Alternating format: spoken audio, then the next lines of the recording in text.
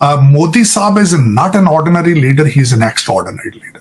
Extraordinary leader. India ने दाल खाना America का दूभर कर दिया है। डोनाल्ड ट्रंप को क्या झटका लगा वो मैं आपको थोड़ा बता देता हूं। भारत ने भी 30% टैरिफ लगा दिया अमेरिका के ऊपर और अमेरिका मुंह देखता रह गया। ट्रंप का मुंह जो है वो खुले का खुला रह गया कि ये क्या हुआ। वो टैरिफ की वजह से जो अमेरिकन फार्मर्स हैं वो बिलबिलाए हुए हैं, जिसके बाद एक चिट्ठी सीधे व्हाइट हाउस में ट्रंप के पास पहुंचती है, जिसमें वो गिड़गिड़ा रहे हैं कि प्लीज आप पीएम मोदी से बात कीजिए। साथ साथ अमेरिका और हिंदुस्तान का जो ये नेगोशिएशन चल रही है ट्रेड डील के ऊपर, वो भाई बहुत ही Modi is a nationalist leader, और मैं हमेशा ये कहता हूं पाकिस्तान को भी एक नेशनलिस्ट लीडर की जरूरत है। What political message does the meeting between Merz and Modi send in an era of geopolitical uncertainty? 98वां नंबर कहां से बेहतर हो गया?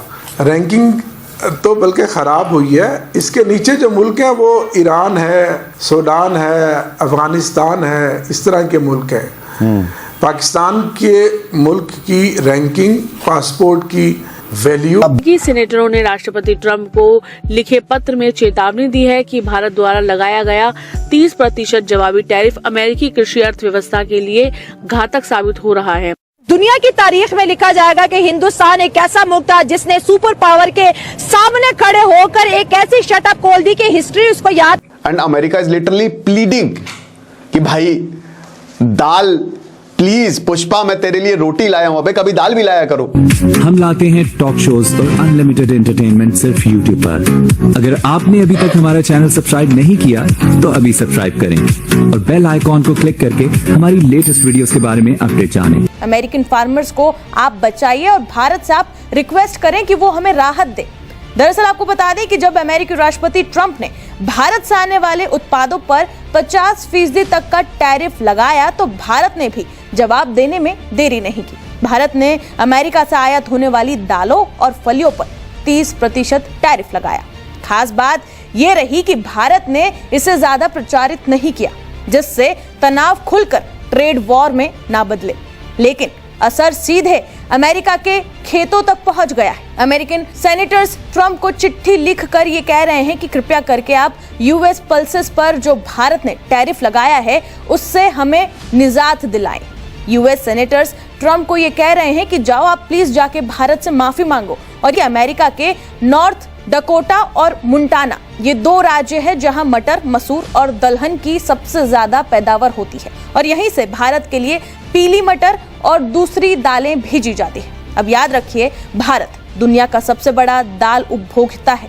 ग्लोबल दाल खपत का 27% हिस्सा भारत अकेले खाता है। मतलब साफ है कि अगर भारत का बाजार बंद हुआ तो अमेरिकी किसान सीधे नुकसान में है। और यही वजह है कि अमेरिका के 2 ताकतवर सेनेटर केविन क्रेमर और स्टीव डेस ने राष्ट्रपति ट्रंप को पत्र लिखा है। भारत ने क्या किया? भारत ने अक्टूबर में 30% इंपोर्ट ड्यूटी लगा दी थी अमेरिकन पल्सेस के ऊपर, ठीक है ना।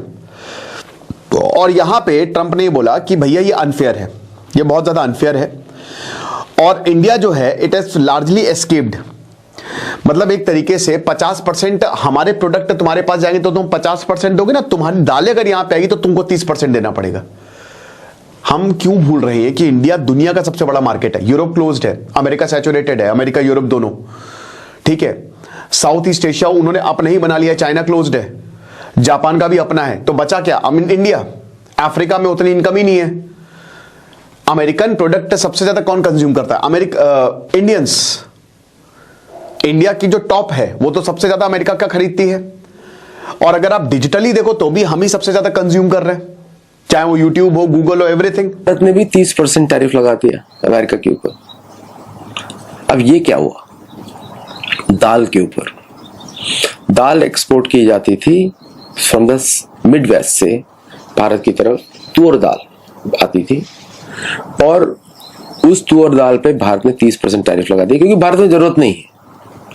भारत को पता भी लगा होगा कि उसने क्या क्या किया है वहां पे, और भारतीय किसानों को बहुत नुकसान भी होता है, क्योंकि अमेरिकन तुअर दाल मोटी होती है, अच्छी क्वालिटी की नहीं होती, उसका न्यूट्रिशनल वैल्यू कम होता है, उसके अंदर जीएमओ का भी मटेरियल उसके अंदर लगा होता है। क्योंकि कोई भी अमेरिकन प्रोडक्ट, चाहे कुछ भी एग्रीकल्चर होगा, चाहे वो जितना भी बोले जीएमओ नहीं है, उसके अंदर जीएमओ होता है, क्योंकि अमेरिका में जीएमओ के अलावा कोई और बनता ही नहीं है। इसीलिए प्रोडक्शन अप करते हैं, क्योंकि जहां पे उग रहा है वो जगह तो पहले रेगिस्तान थी, उसको आर्टिफिशियली बनाया गया है। और इसलिए अमेरिका में कोई भी फूड प्रोडक्ट नहीं उग सकता विदाउट जीएमओ, पॉसिबिलिटी नहीं है। सॉइल का कॉन्फ़िगरेशन ऐसा नहीं है, सॉइल के न्यूट्रिएंट्स ऐसा नहीं है।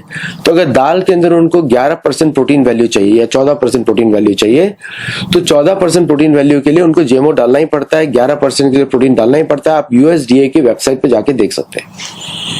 तो अमेरिका में ऐसा कुछ भी नहीं उगता जो जीएमओ ना हो, क्योंकि वो उसी तरह प्रोडक्टिविटी मेंटेन की जाती है, क्योंकि नदियां नहीं है, नदियां कोस्ट की तरफ है और एनफ वाटर जो है वो यूज नहीं करते सिंचाई के लिए, even though they have canals everywhere.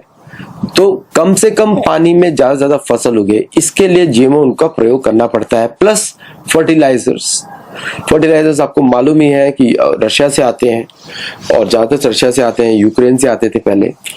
तो therefore US products can not be, जो यूएस का एग्रीकल्चर प्रोड्यूस है उसके बिना नहीं हो सकता। अब बात करते हैं, जो लोग बात कर रहे थे कि भारत ने कुछ किया नहीं, कितना ट्वीट्स किया, भारत ने कुछ किया नहीं। अरे भारत वो सब कर रहा है जो उसको करना चाहिए। यूएई के सदर भारत का दौरा करने जा रहे हैं, वहां पे $100 अरब की इन्वेस्टमेंट करेंगे। इससे पहले जो खबरें आपके सामने आई हैं कि पाकिस्तान ने मशरिक़ वस्ता में आग लगा दी है और पाकिस्तान ने सऊदी अरब के साथ दिफाई मुआहदा कर लिया है। बिल्कुल पाकिस्तान ने आग लगाई है मशरिक़ वस्ता में, मगर पाकिस्तान ने सऊदी अरब को चुन लिया है। सऊदी अरब को चुनने के साथ साथ आपका एक इत्तेहादी आपसे दूर होता जा रहा है और अब वो बात सामने आ गई है। मुत्तहिदा अरब अमारात के सदर जो हैं वो पीर के दिन इंडिया जा रहे हैं। $100 अरब तक की इन्वेस्टमेंट जो है वो 2028-29 तक मुत्तहिदा अरब अमारात इंडिया में करने जा रहा है। इससे पहले भी $100 अरब की इन्वेस्टमेंट का हदफ वो पूरा कर चुका है। अब ये $100 अरब जो है ये नॉन आयल होंगे, तेल के बगैर तिजारत जो है मुत्तहिदा अरब अमारात की मार्केटों को भारत अपनी मसनूआत से भर देगा। इस हवाले से नाज़रीन आपसे तफसील से बात करेंगे। साथ ही वहाँ पे तरसीलात ज़र जो पाकिस्तान की आ रही हैं, 20 लाख पाकिस्तानी वहाँ पे हैं, तो क्या पाकिस्तान और यूएई के ताल्लुकात इस हद तक ख़राब हो जाएंगे कि उनको निकालना पड़ेगा? और अगर ऐसा मौका आता है तो क्या सऊदी अरब आपको रेस्क्यू करने आएगा? इस हवाले से नाज़रीन आपको तफसील देते हैं। यूएई भी पाकिस्तान का एक बेहतरीन दोस्त है और आप अंदाज़ा इससे लगाएं कि शहबाज राना एक सीनियर साफ़ी हैं जो मईशत पे ज़्यादा ख़बरें देते हैं। उनकी खबर है कि 1996 में 1997 में पाकिस्तान ने 15 करोड़ और 30 करोड़ 45 करोड़ का कर्जा जो है वो यूएई से लिया, जो अब तक हमने अदा नहीं किया। बार बार उसको रोल ओवर करते हैं और अब दोबारा रोल ओवर करने के लिए हम जा रहे हैं। तो आपको ये वीडियो कैसा लगा कमेंट बॉक्स में जरूर लिखिए। इस वीडियो को लाइक कीजिए, शेयर कीजिए, सब्सक्राइब करना ना भूलिए आपके चैनल EFC.Z को। तो मिलते हैं अगली वीडियो में। जय हिंद।